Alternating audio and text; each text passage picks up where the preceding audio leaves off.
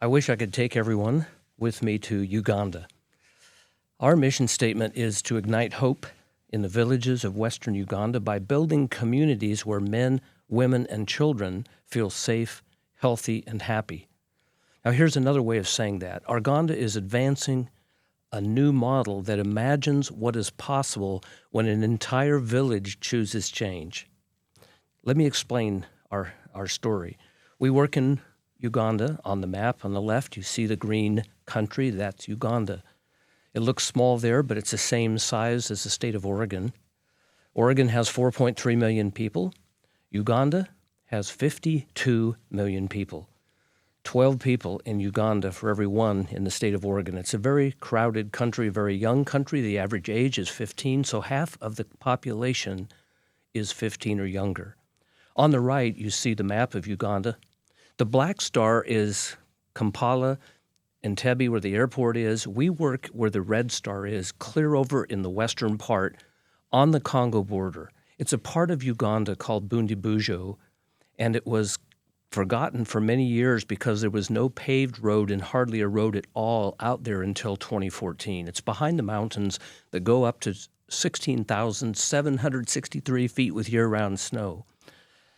So we work where a lot of nonprofits are not working. Samaritan's Purse isn't there, World Vision, and so on, but we're where we're needed most, and we're going deep there. The challenges we faced when we first started was unnecessary death. The local government says they don't have statistics in the villages where we serve, but they estimate the life expectancy to be in the high 30s. Extreme poverty, domestic violence, limited education. Here we talk about the equality of women. There it's not equality, it's enslavement. Women are never given a day off. They have no voice in anything. Polygamy is legal. And then sexual abuse of children and forced marriage. The first thing we decided to do was start with the problem of life expectancy.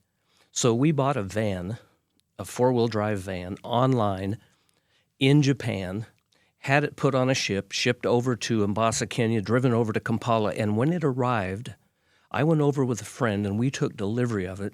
We stocked it with everything that we needed in order to have a mobile clinic that could go into villages. We hired our first few Ugandan medical professionals. We adopted 3 villages with a total population of about 5,000 people, and we said we're going to go deep and we're going to stop this problem of unnecessary death. Well, today we have 13 villages instead of 3 with about 17,000 people. We have 2 mobile clinics with 8 professionals, medical professionals that go into the villages either every week or every other week. And they do, first of all, a class, then they'll triage, and then they'll treat. And then when we have someone that we can't help with our treatment, we get further help for them. The local hospital that's supposed to serve and be the main hospital for 350,000 people doesn't have an X-ray machine. They don't have any way to test the blood for diabetes. They don't test or treat for sickle cell disease, even though this at one time was considered the epicenter in the world for sickle cell disease. And if a woman is in labor and makes it to the government hospital, she is turned away unless she comes with her own birthing kit. And that's a blanket, gauze, a way to cut the umbilical cord, rubber gloves, and so on. So Ourganda decided we have to go into places where people have never seen a doctor before. This is the water that they were drinking. We've gotten water systems into many of our villages. We've gotten water filters for 8,500 people so far so they can drink pure water. And as I mentioned, when our team confronts or finds someone that their life is going to end or they'll be permanently crippled and our team can't deal with it, we pay for their surgery. We take them 8 hours away to Kampala. This young lady here, named Sabrina, you can see that she was in desperate trouble. She was suffocating. She was socially humiliated. She could hardly breathe. And 2 weeks after surgery, you see her on the right. We've done this 73 times so far, which is not a huge number, but it's a lot of people now who would have died or would be permanently crippled. This little boy fell in the fire. He was our 70th surgery, and on the right is his surgery after the first surgery. We've done, I think, 4 now for him, and he's looking almost perfectly normal now. After we did medical work for a couple of years, it dawned on us that we were sending people home to huts that look like this. When a bad storm blows through, this hut will fall down, and people will have to build a new one. They have to put sticks in the ground, mud on the sides. You can see they can't keep the mosquitoes out. They can't lock the doors. If they had a ball or a bike or anything of value, it would be stolen. And we realized that no one is rich enough to give these people everything they need to have a decent life and to live healthfully. So we have to help them lift themselves out of poverty. So we started financial literacy classes. We have 2 levels, level 1 and 2. We have savings groups, and we've started micro businesses. And there's micro businesses now all over our villages. This is one of them in this picture. This is our carpentry business where they're making beds and tables and chairs and desks, and they're making a good living for a lot of families now. Earlier this year, in 2025, we started microbanks. They call them savings groups. They're really like a credit union. And we bring the people together, teach them how to pool their money and to spend it wisely, to make decisions as a group. And in a short period of time, through the end of September 2025, we have established, when I say we, it's our team in Uganda, of course. We're holding their hands up and supporting them, but they're the heroes. They have established 15 microbanks with a total of 548 members. If you do a web search on microbanks or savings groups in Africa, you'll see that 90-some% of them are women. It's rare that men get involved. We're doing our best to get men involved, and 35% are men. And over the first few months, they gathered 336 million shillings, which is almost 100,000 US dollars. We didn't put any money into it. And we found out that they had more money than they thought they did than we thought they did from their cocoa plantations. A lot of the cocoa that goes up to Europe is made into chocolate, comes from our district, and these people have a harvest twice a year rather. But they didn't know how to spend their money. And so one man we know bought a satellite dish with his first, income, and he put it on his hut, and he didn't even have a TV, but he wanted the neighbors to think he was prosperous.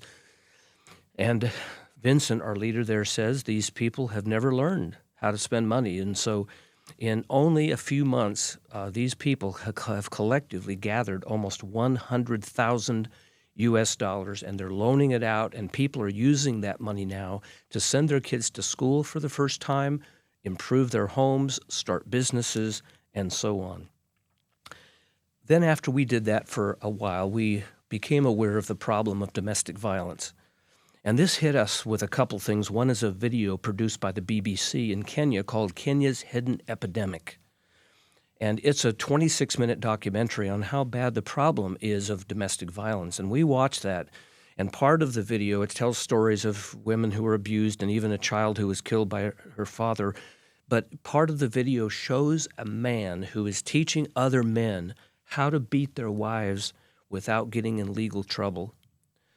And the other men are standing around laughing as if it's a joke. And we saw that and said, we are going to act. We're going to do something.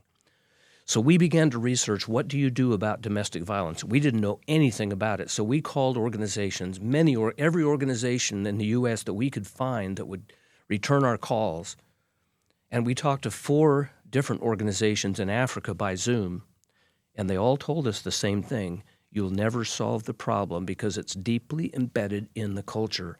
And the best you can do is get violent men and women separated. You have to put the women in shelters where the men can't find them and get them counseling and so on. And so we were envisioning, we might have to build some shelters. Our leader there, Vincent, sent this email over 5 years ago, And he's a visionary. He's a bright man. He reads. He's a great leader. But here's what he said 5 years ago. I wanted you to put it in mind that very many organizations, big or small, have ever tried to solve the problem of mistreatment of women, but all in vain. Perpetrators are increasing. Why? Courts of law cannot solve the problem because even in courts there's no justice. Men are corrupt. Men corrupt all the systems, including court. Well, that was true 5 years ago. Now something very different is true. But we started with this text. It's from the Bible, and whether you're a Bible person or not, this just makes sense. When the sentence for a crime is not carried out quickly, people's hearts are emboldened to do evil. So we hired a lady named Esther, and we have a saying, don't mess with Esther. If you see her face, she's tough. She's also very sweet, very kind, very bright, a great people person, a good leader, well organized. But we hired Esther, and Esther basically did two things. First of all, she went to the government and said to them, to the law enforcement, and she said to them, the laws don't allow men to beat their wives, but no one enforces the law. If we do our part in the villages, will you do your part and enforce the law? And they said, we will. Let's try it. And so the next thing Esther did was she moved into the villages. We had 10 villages at the time, and she recruited 5 men and 5 women in each village. The men she called the Mankind Clubs. The women she calls the Soul Sisters Clubs. And here's how it worked. When she set up the system, if a man beat his wife, the Soul Sisters would surround her, make sure she has food and water, and if she needs medical help or whatever, help with the kids. But the men would go to the home of the offender, look him in the eye, and tell him, we don't hate you, but you can't do this anymore. You have done this for the very last time. The rules in this village have changed. If you are willing to sign this reconciliation form, which is a legal document saying you will never use violence in your home again, we will pretend it didn't happen. We'll even help your family. We'll get you into a micro business. We'll help your family any way we can, but you can't do it again. So you sign this form, and if you don't sign it, you have offended the law. You will be arrested tomorrow. Well, the first person that they confronted was Thomas. He beat up not only his wife, but his little boy. We have pictures of the little boy's face with blood running down it. Daddy beat him up.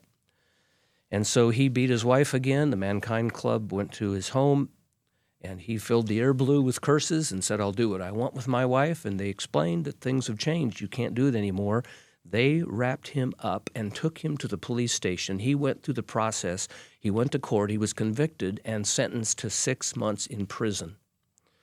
While he was in prison, Vincent, our ministry coordinator, went to visit him, and he said to him, we don't hate you, we care for you. He actually gave him a Bible, and he prayed with him, and he said, listen, you're going to get out, and when you get out, you have to be different, and you have to choose kindness, because if you don't, you'll be back here, and maybe for a very long time. Thomas got out, and the picture on the right, I took the picture on the right. It's Thomas and his wife and his little boy, and she's smiling in the picture. He hasn't touched her since, and he decided to join the Mankind Clubs. I asked the little boy, how's your daddy? This was after his daddy was out of prison. How's your daddy? And he said, he's so nice.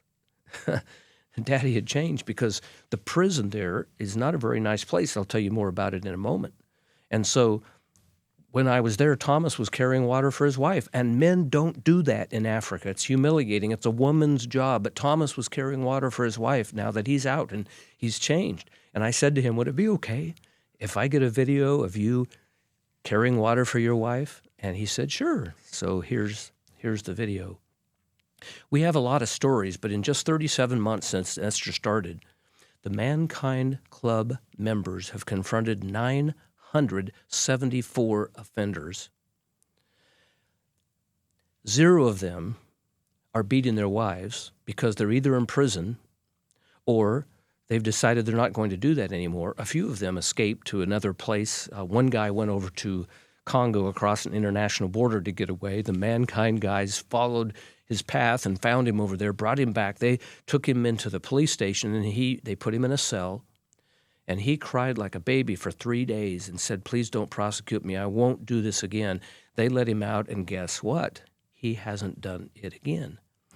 Now, Esther tells us that for every one that the mankind members had to confront, there's at least one more who did not need to be confronted because they know very well what will happen if they do.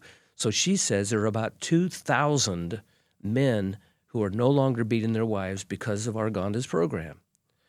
The man in this picture's name is Herbert. You can see his hands are tied with yellow rope. And when I was there, I've been there 23 times to Bundi Bujo, but when I was there a few times ago, Esther said to me, would you like to go to the local prison and meet a man who is there because of our program? He's in prison because of our program. And I said, will they let me? She said, I've arranged it. So we went to the prison, and the warden had me and one of our board members was with us, Carl, and the two of us were escorted into a large room with a guard, and they opened a sliding window to the courtyard where the men were. Now, this prison, it's called the Bubukwanga prison, was made for 19 inmates. The day I was there were 126 men there. It's not a nice place. It's an awful place.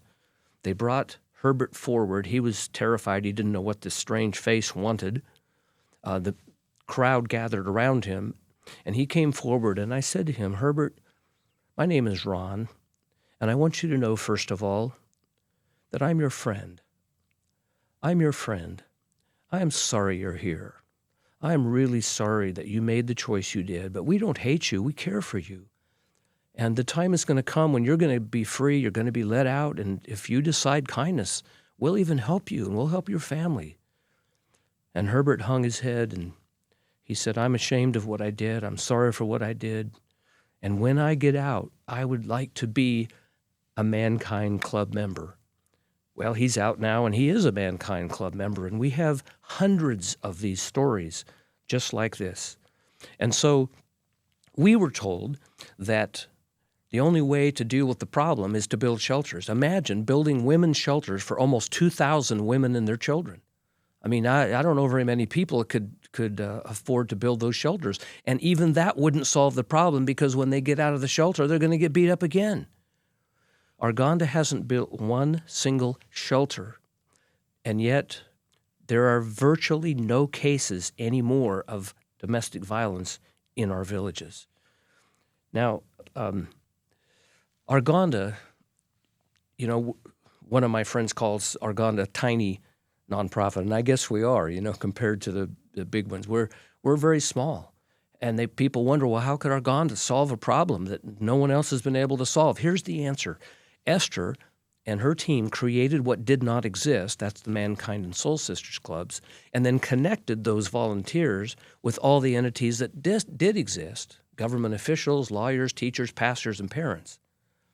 And none of these entities could solve the problem alone, but when everyone is connected, then the problem is wrestled to the ground. And so Ourganda, in essence, threw a blanket over each of our villages and said, in our villages, no man is allowed to beat their wife anymore. We don't care why you stop for now. We'll work on motive and, you know, next steps later, but we want it to stop. It has to stop, and it's going to stop within the parameters of our villages. And we found out that it doesn't take very many convictions to change the entire community. Word spreads, and people do not want to go to that prison. And so people now are making a decision that they're going to use words, they're going to use discussions instead of machetes and fists to solve their differences.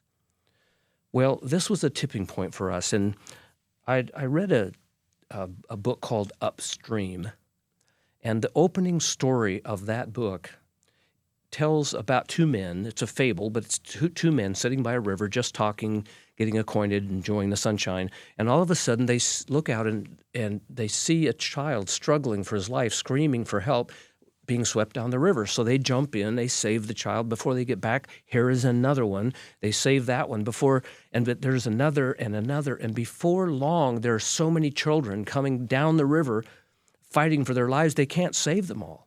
And in the midst of this chaos, one of the men leaves the river and heads for the shore, and the other one shouts, "Where are you going? We have to save as many as we can." And the other one says, "I'm going upstream to find out who's pushing these kids in the river and to tackle that jerk."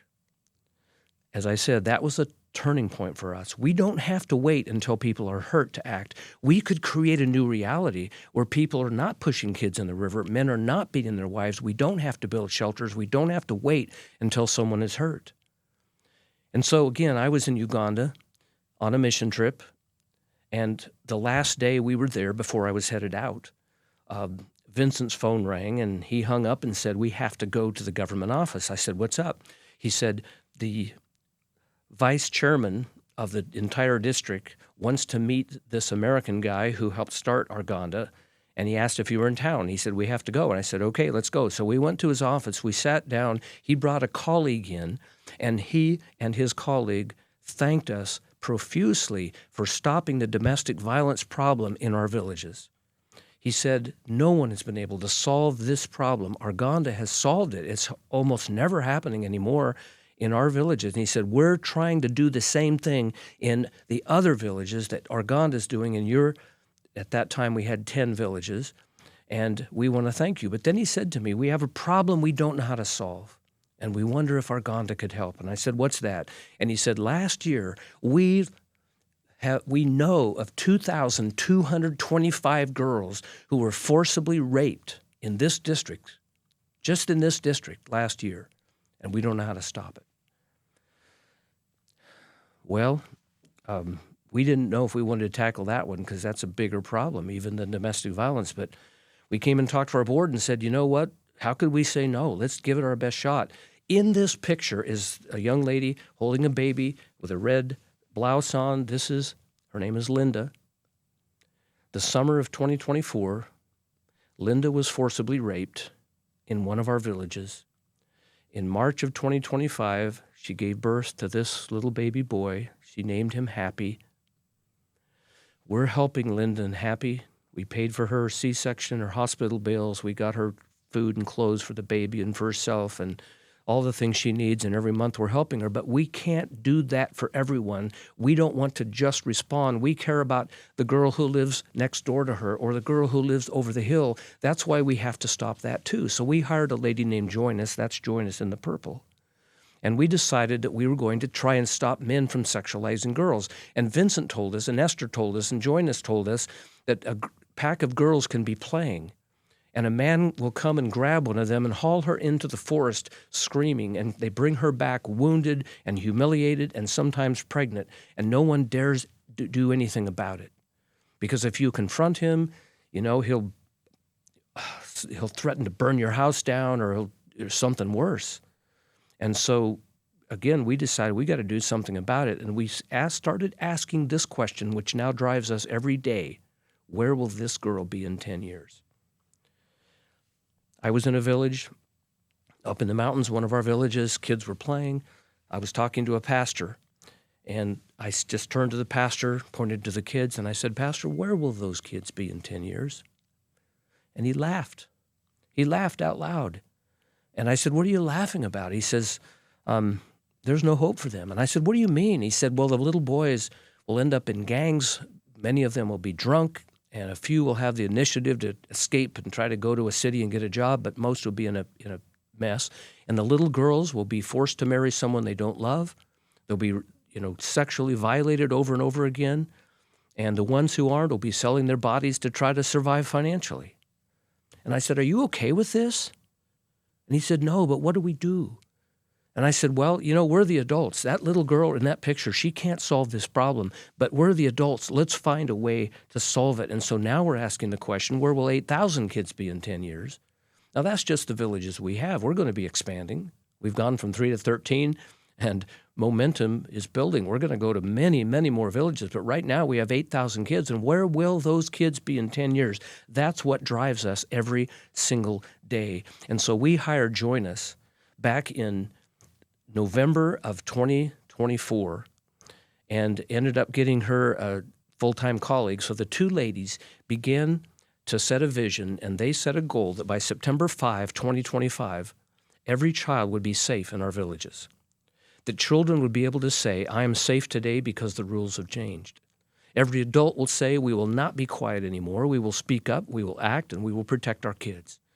And every offender will say, don't dare do this again. And between last November and this September, which now is in the past, Joyce and her team held 70 meetings with government officials, with parents, with pastors, with teachers, with lawyers, 70 meetings, and even with older kids. And they said, we will support you. And they expanded the Mankind and Soul Sisters Army to hundreds of people who said, count us on board. And I had the privilege of being in Bundi Bujo for September 5 when we had an extravaganza that was unbelievable. That extravaganza part of it was live streamed to a TV station in Kampala.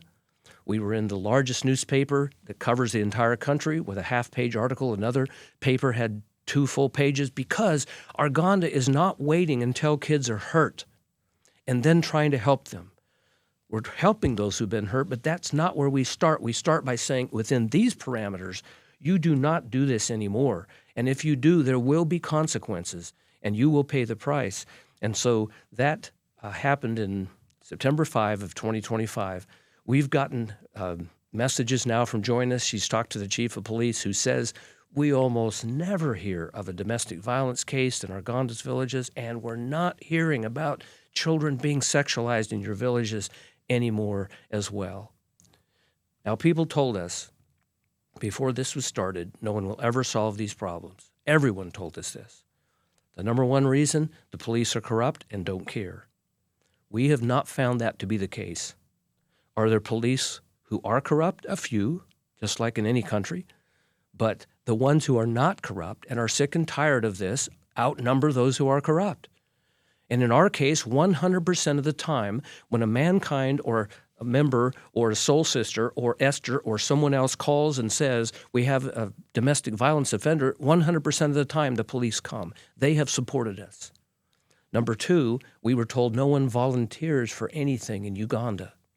It's not my business. If it didn't happen to my child, I don't care. In Uganda, they told us, when you have a meeting and you want them to help you set up the chairs, they want to be paid.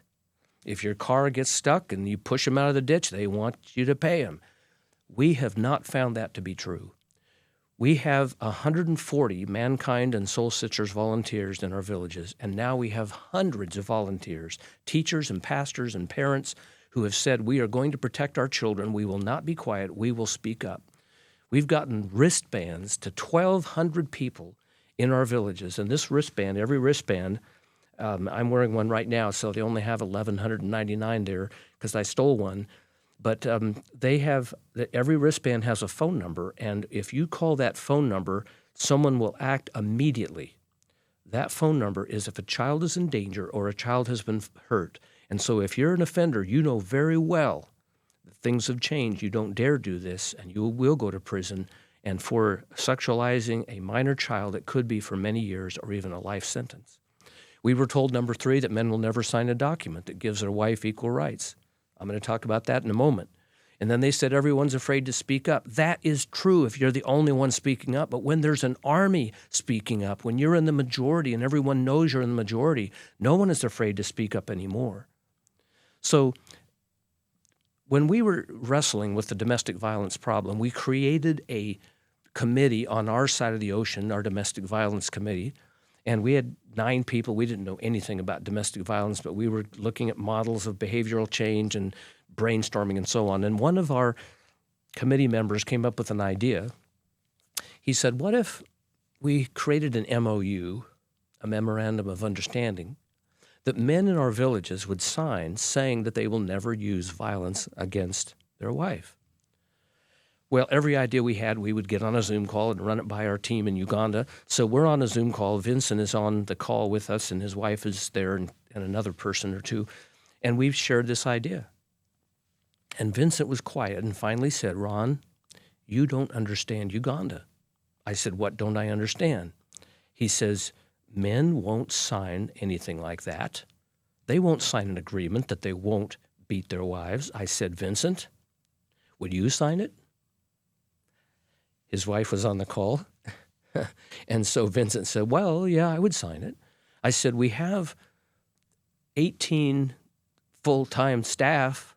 8 are medical. The others are working on various issues. We have 18 full-time medical Ourganda staff. Half of them are men. Do you think they would sign it? Well, yeah, I think they would. I said, we have 140 Soul Sisters and Mankind Club members. Do you think they would sign it? And he said, yeah, I think they would. I said, well, don't tell me no one will sign it.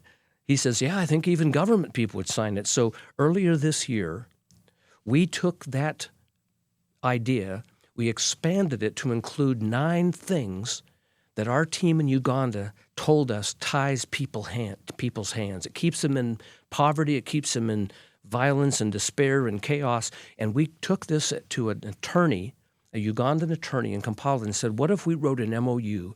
And what if couples signed this together? And the attorney literally broke down in tears. And when he composed himself, he said, if couples will sign this, this could change the villages. This could change Uganda. So he wrote it up as a legal document. And earlier this year, which is 2025, Esther began to talk to people in the villages about this family agreement. Number 1, all property is owned equally by husband and wife. That is revolutionary there, because a man, if he has a wife and 6 kids and 3 are girls and 3 are boys, if he dies, the boys get property, the wife gets nothing, the girls get nothing. This says that all property is owned equally by husband and wife. Number 2, that they'll abstain from the abuse of alcohol and never use illegal drugs. Number 3, they'll never use violence against anyone in their home. Number 5, if they have girls, they will never force the girl to marry someone she doesn't love. The girl will decide when to marry and whom to marry. 9 things in the family agreement. And so far, through the end of September, in only a few months, 238 couples have signed. Esther's having family agreement parties, and it looks like she says we're going to have over 1,000 couples have signed this agreement by the end of 2026. So this is really what Ourganda does. Again, what we do is we go in and say we will connect the entities that none of them alone can solve the problem. The government can't solve them. Lawyers can't solve them. Pastors can't solve them. Teachers and pastors, they can't solve them. But we connect all of them together, and together we're solving them. We throw a blanket over entire communities and say, in these villages, you don't beat your wife. You don't ever sexualize a child. You leave them alone. And it doesn't take very many convictions to change the entire community. So we are saying these days, this isn't charity, this is transformation. We're seeing momentum build. It was hard for the first 3 villages. Then we got to 6, then we got to 10. Now we're at 13, but the last 3 we adopted have very quickly adopted all of these programs enthusiastically because they're seeing the impact in villages over the hill or down the road. And so we can easily scale this to other villages. We're going to be at 25 villages, 50 villages, and there's going to be many thousands of people who are now safe, women who are safe in their homes, girls who are safe from sexual violation and have the chance to choose their own spouse and create their own future. This isn't charity. This is transformation. So how can you partner with Ourganda? It's on the screen. I'd love to talk to you. Let's have a conversation. And let's save as many lives as we can while we change entire communities.